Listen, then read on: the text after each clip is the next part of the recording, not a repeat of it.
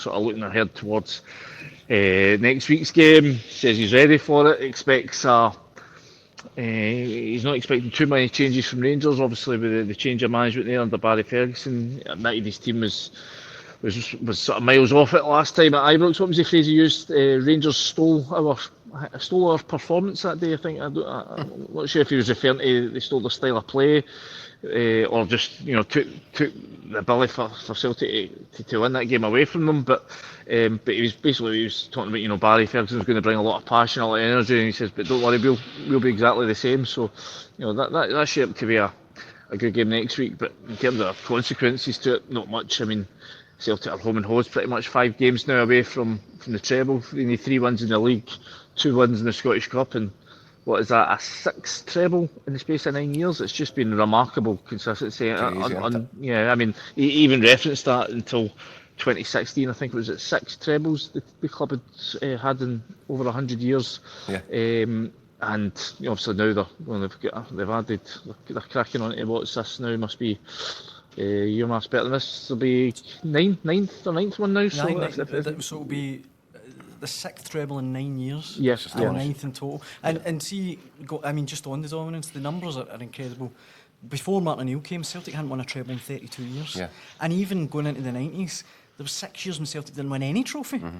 I mean, they're pretty much since the start of the new century, Celtic's dominance has been remarkable. We've said that since and that's why I use the word irrelevant to where Rangers are in the grand scheme of things right now, and it has been a story of irrelevance pretty much since the turn of the millennium, and that's why it's going to take something groundbreaking to change the sort of monopoly that Celtic have got just now. Andy, you mentioned the Old Firm game next weekend. Obviously, you were over in Istanbul.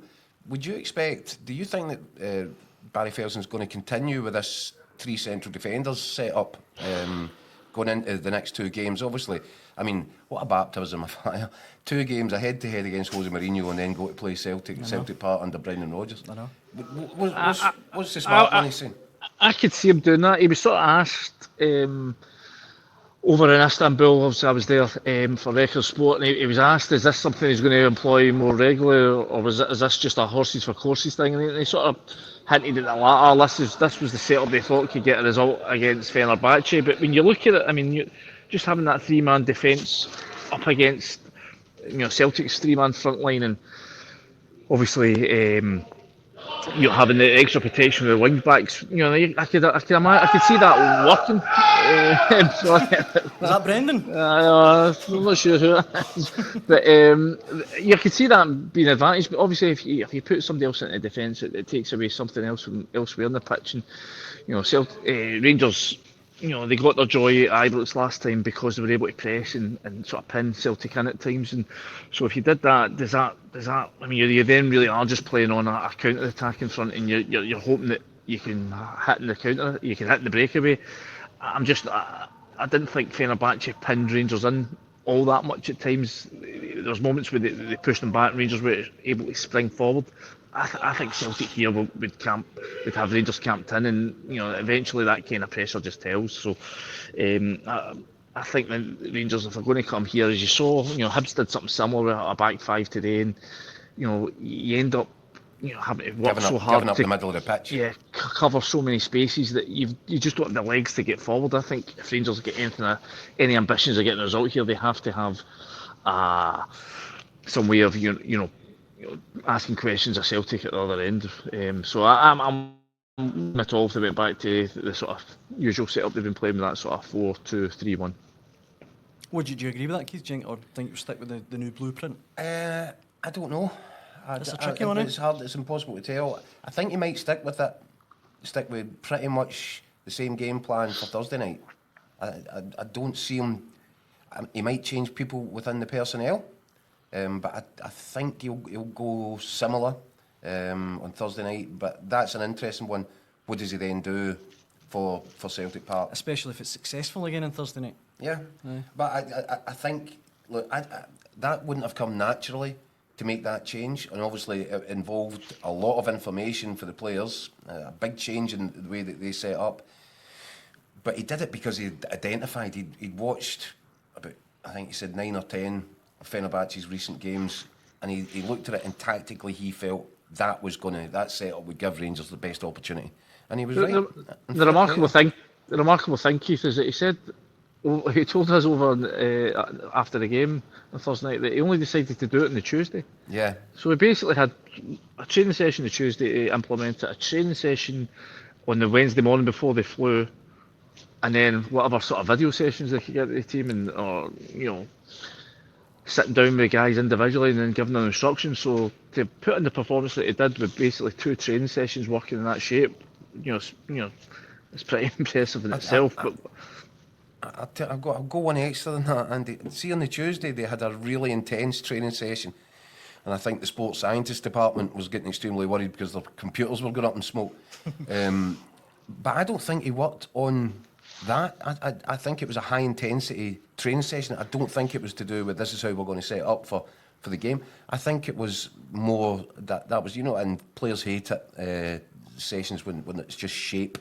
I think he did about half an hour on shape, and that can sometimes... A bit laborious. Yeah, you can lose the players with that. So I think he stayed away from that on that Tuesday training session. So maybe on the Wednesday or whatever, they start to work towards it. But clearly, all the information got across because everybody filled out their instructions to a letter, pretty much, didn't they? Oh, I mean, Andy, as we say, you were there in Istanbul. You witnessed it firsthand.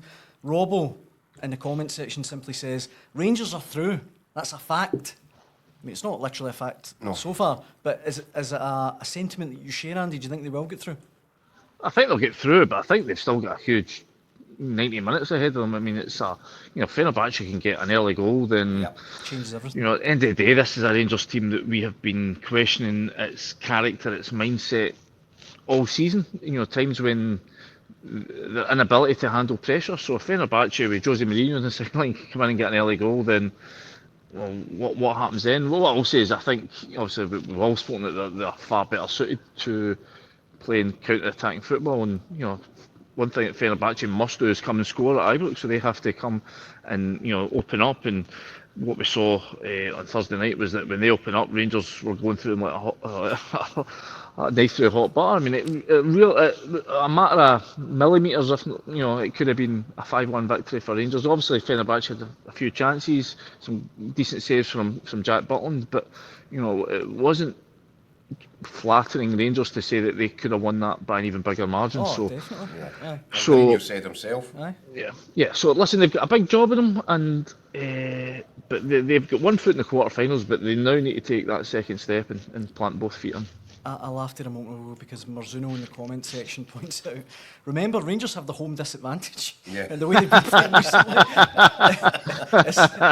it's a fair point, to be fair. Yep, but absolutely. This will be a bit different, you'd have thought, on Thursday night. You're looking, there's Andy there in an empty Celtic Park after the fans have all gone, and the places can feel pretty hollow and empty, these big cavernous stadiums. And I think Ibrox has felt that even with people in it throughout the season. You just know on Thursday night it's going to be a completely different ballgame. environment. The place comes alive on these Thursday nights. Certainly, maybe not so much this season, because the domestic scene has been such an ordeal for the Rangers supporters. But you feel there's a reconnect here with Barry Ferguson.